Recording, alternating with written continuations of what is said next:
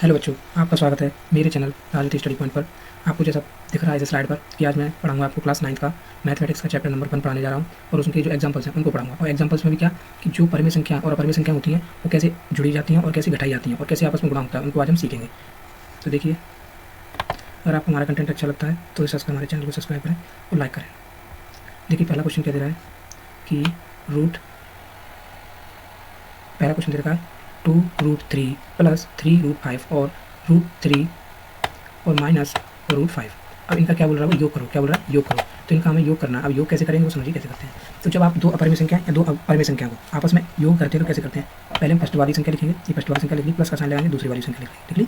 अब इन दोनों संख्याओं जो सेम वैल्यू होगी उनको एक साथ ले लेंगे। जैसा कि यहाँ पर दिख रहा है √3 है और यहाँ पर भी √3 है, तो इन दोनों को एक साथ लिख लेंगे। तो ये हमने लिख लिया 2√3 प्लस √3, प्लस का साइन लगाएंगे। फिर हम जो हम जैसे कि यहाँ √5 है और यहाँ पर भी √5 है, तो इन दोनों को एक साथ लिख लेंगे। तो 3√5 और √5, जैसा कि ये √5 को माइनस का तो माइनस का साइन आ जाएगा।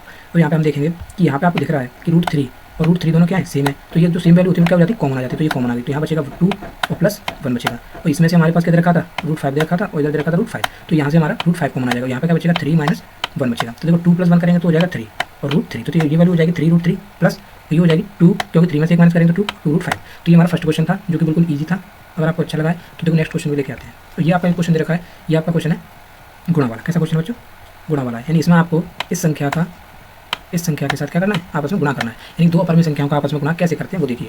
सबसे पहले वही जो नॉर्मल संख्याओं का जैसे गुणा करते हैं वैसे इनका भी गुणा के साइन में लिखेंगे। गुणा के साइन में लिख दिया। फिर हम क्या करेंगे, जो बिना रूट वाली संख्या है उनका पहले गुणा करेंगे और रूट वाली संख्या का अलग गुणा करेंगे। तो जैसा कि यहाँ 6 और 2 बिना रूट वाली संख्या है तो ये अलग गुणा करेंगे और √7 और √7 इनका अलग गुणा करेंगे। तो यहाँ देखो 6 2 होता है 12, तो ये 12 आ गया। और जब दो रूट वाली वैल्यू होती है ना, जब दो रूट वाली, यानी जैसे इसमें लिखा है √a मल्टीप्लाई √a, तो इसका आंसर आता है बच्चों ये आता है। तो वैसे √7 और √7 का मल्टीप्लाई करते हैं तो कितना आता है 7। तो हमारा 12 7 कितना होता है 84 होता है। तो ये हमारा आंसर आएगा 84। तो ये सेकंड क्वेश्चन क्लियर। बहुत ईजी क्वेश्चन हैं जो कि आपके पेपर में भी काफी आते हैं। थर्ड क्वेश्चन, अब हम देखेंगे इस क्वेश्चन में कि हम कैसे दो अपरिमेय संख्याओं का आपस में क्या कर सकते हैं, भाग भी दे सकते हैं। तो भाग देना सीखेंगे बच्चों। अभी हमने सीखा था जोड़ना और फिर गुणा करना सीखा, अब हम भाग करना सीखेंगे कैसे भाग दे सकते हैं। तो देखो वही नॉर्मल जो संख्याएं जो साधारण संख्या होती है नेचुरल नंबर, उनमें जैसे हम डिवाइड मल्टीप्लाई घटाव करते हैं वैसे सेम इन संख्याओं करते हैं। बट इनमें जो थोड़ा सा चेंजिंग हो जाता है। कैसे, देखो 8√5 ये लिख लिया हमने 8√5। और 15 को क्या लिख सकते हो, 3 × 5 लिख सकते हो। अपॉन में क्या 2√5, तो 2√5 लिख लिया। अब देखो मैंने आपको एक चीज़ बता दूं कि रूट में अगर a और b दे रखा है, रूट में a